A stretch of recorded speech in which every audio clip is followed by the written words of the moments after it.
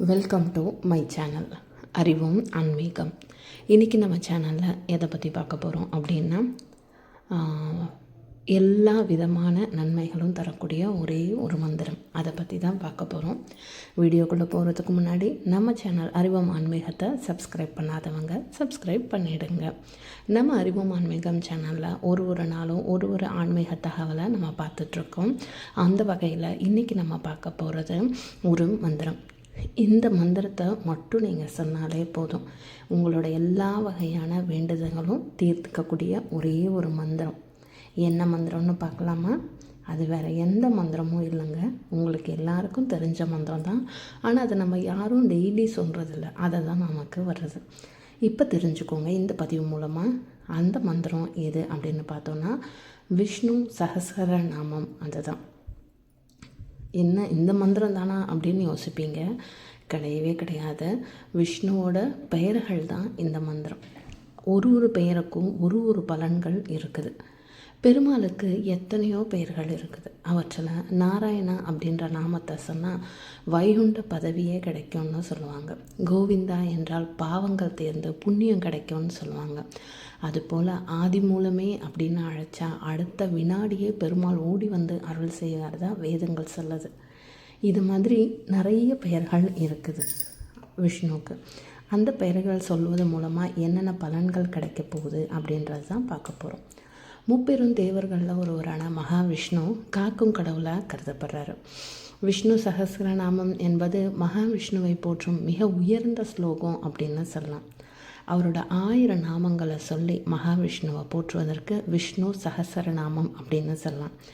இதை மகாபாரதம் பகவத்கீதையில் இயற்றிய வியாச மகரிஷி எழுதியதாக தான் புராணங்களில் சொல்கிறாங்க. மகாவிஷ்ணுவோட ஒரு நாமத்தை பக்தியுடன் சொன்னாலே பாவங்கள் நீங்கிவிடும்னு சொல்லுவாங்க. அப்படி இருக்கும்பொழுது நீங்கள் 1000 நாமங்கள் அவரை பற்றி சொன்னீங்க அப்படின்னா எவ்வளோ பலன் உங்களுக்கு கிடைக்கும் கொஞ்சம் யோசிச்சு பாருங்கள்.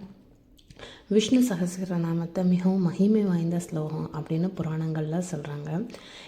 ஒருவர் விஷ்ணு சஹஸ்ர நாமத்தை தினமுமோ அல்லது மகாவிஷ்ணுவிற்கு உரிய தினங்களான சனிக்கிழமை, ஏகாதசி, திருவோணத்தன்னைக்கு சொல்கிறாங்களோ அவங்களுக்கு வாழ்வில் எந்த விதமான தடையுமே இருக்காது. முக்கியமாக ஏகாதசி அன்னைக்கு விரதம் இருந்து உண்மையான பக்தியோடு நீங்கள் விஷ்ணு சஹஸ்ரநாமத்தை படித்தீங்க அப்படின்னா உங்களுக்கு கிடைக்காத இன்பமே கிடையாது. சகல சௌபாக்கியங்களையும் உங்களுக்கு பெருமாள் கொடுப்பாரு.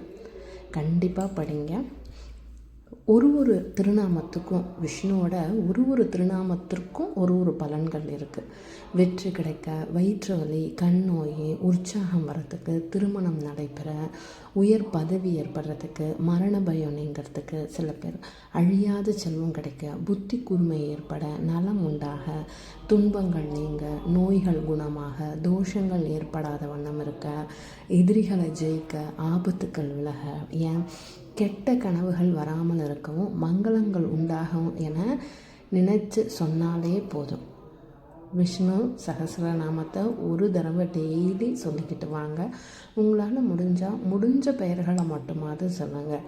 இப்போலாம் டிவியில் கூட நீங்கள் போட்டுட்டு கேட்டுக்கிட்டே இருந்தால் கூட உங்களுக்கான பலன்கள் முழுவதுமாக பெருமாள் அருள்வார்.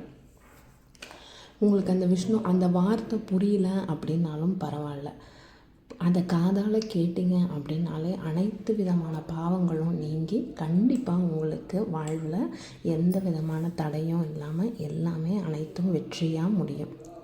பதிவு பிடிச்சிருக்குன்னு நம்புகிறேன். வீடியோ பிடிச்சிருந்துச்சுன்னா கமெண்ட் பண்ணுங்கள், ஷேர் பண்ணுங்கள், மறக்காமல் சப்ஸ்கிரைப் பண்ணுங்கள். வேறொரு பதிவில் வேறொரு தகவலை பற்றி பார்ப்போம். வாழ்க வளமுடன்.